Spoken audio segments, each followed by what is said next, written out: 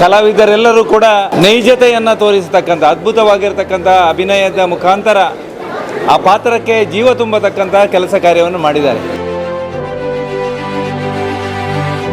ಈ ಕಿರುಚಿತ್ರ ಖಂಡಿತವಾಗಿ ಒಂದು ಪ್ರಶಸ್ತಿಯತ್ತ ಖಂಡಿತ ಹೋಗ್ತದೆ ಎನ್ನುವಂಥ ಭರವಸೆ ನನಗಿದೆ.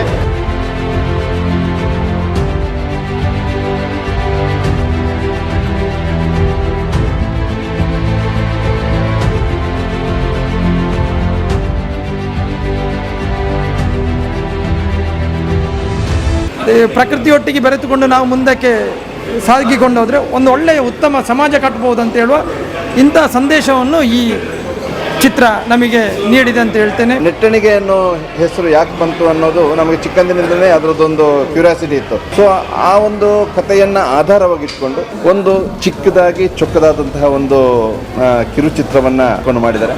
ತುಂಬ ಅದ್ಭುತವಾಗಿ ಮೂಡಿ ಬಂದಿದೆ. ವಿಷ್ಣುಮೂರ್ತಿದ ಭೂತದ ಚರಿತ್ರೆ ಎನ್ನುವಂಥ ಪಂಡೇರು ಭಾರಿ ರೋಮಾಂಚನ ಅಂಡು ಇದನ್ನು ಕಿರುಚಿತ್ರ ಅಲ್ಲ, ಇದನ್ನೊಂದು ಸಿನಿಮಾ ಮಾಡಬೇಕಂತೇಳಿ ನಾನು ಪ್ರೊಡ್ಯೂಸರ್ ಹತ್ರ ರಿಕ್ವೆಸ್ಟ್ ಮಾಡ್ತಾ ಇದ್ದೇನೆ.